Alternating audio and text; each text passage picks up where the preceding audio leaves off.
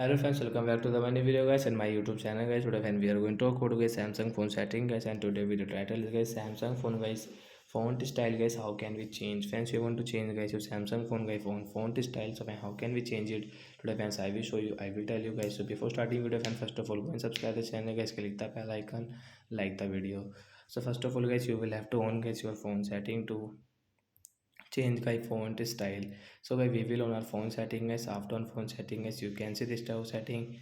So friends, we will search here guy font style. So guys, we will search here guy font style setting guys. Font style setting guys, we will tap here guys. Friends, you can see font style, we will tap here. Friends, you can see font style, again tap here. So friends, you can see there are three default Samsung one and get this bold font. Friends, you want to download any font style, so guys you can download from here, but guys I have this one, so I will select this one. So friends, you can see this font style, and so guys I will change it to a Samsung one style. Come back, as you can see my font style will change. So like that guys, you can change guys your Samsung phone by font style. So that's it guys, thanks for watching the video. Bye bye guys.